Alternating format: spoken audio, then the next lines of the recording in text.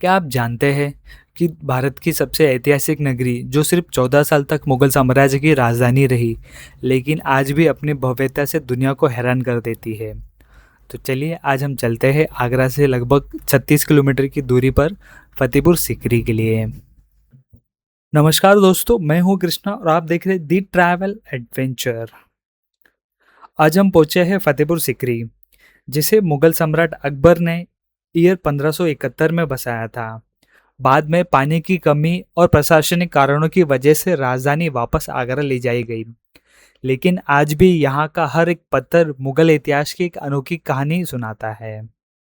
यहाँ आपको देखने को मिलेंगे दुनिया के सबसे ऊंचे ऐतिहासिक प्रवेश द्वारों में से एक बुलंद दरवाजा, भव्य जामा मस्जिद, मनोकामनाएं पूरी करने वाले शेख सलीम चिश्ती का दरगाह, अनोखी वास्तुकला, दीवाने खास, 5 मंजिला पंचमहल, संगीत की यादों से जुड़ा अनूप तालाब और प्रसिद्ध जोधाबाई का महल। तो चलिए एक एक करके इन सभी शानदार जगहों को एक्सप्लोर करते हैं। वैसे क्या आप जानते हैं फतेहपुर सीकरी को ईयर 1986 में यूनेस्को वर्ल्ड हेरिटेज साइट घोषित किया था। सबसे पहले चलते हैं बुलंद दरवाजा की ओर। इसका निर्माण सम्राट अकबर ने 1601 में गुजरात विजय की याद में कराया था। लगभग 54 मीटर ऊंचा ये प्रवेश द्वार दुनिया के सबसे ऊंचाई ऐतिहासिक गेटवे में गिना जाता है। इसे लाल बलुआ पत्थर और सफेद काले संगमरमर से बनाया गया है।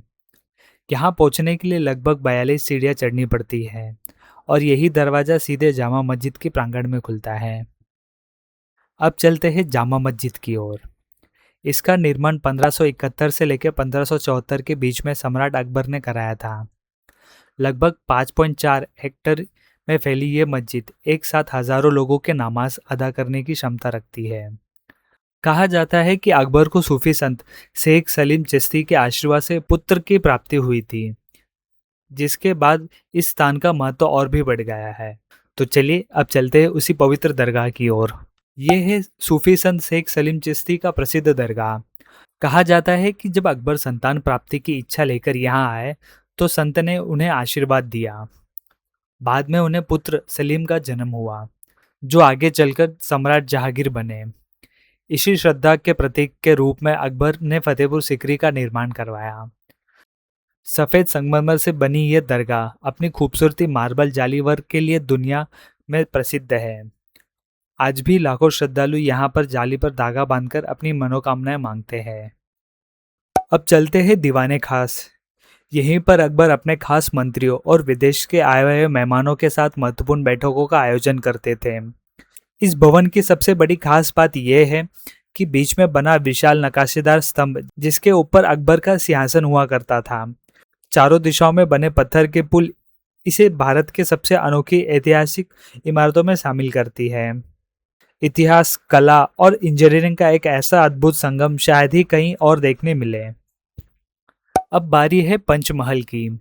5 मंजिला यह खुला महल अपनी शानदार वास्तुकला के लिए पूरी दुनिया में प्रसिद्ध है।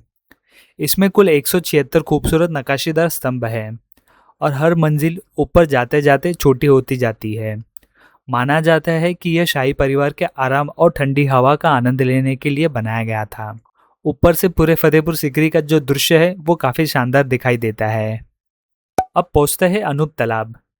इसकी सबसे बड़ी खास बात यह है कि बीच में बना है ये चौकोर मंच, जहां तक चारों दिशाओं में पत्थर के पुल जाते हैं। मान्यता है कि अकबर के नवरत्न में शामिल महान संगीतकार तानसेन ने यहीं पर मधुर प्रस्तुति दी थी। यह तालाब मुगलकालिक सांस्कृतिक संगीत और वास्तुकला का एक अद्भुत प्रतीक है। अब चलते हैं उस जगह जिसके बारे में जानने की उत्सुकता लगभग हर एक पर्यटकों को होती है। वो है जोधाबाई का महल।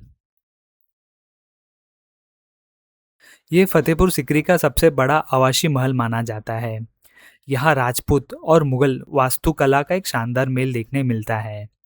इसके विशाल आंगन, सुंदर झरोके और बारीक नक्काशी आज भी लोगों को मंत्रमुग्ध कर देती है।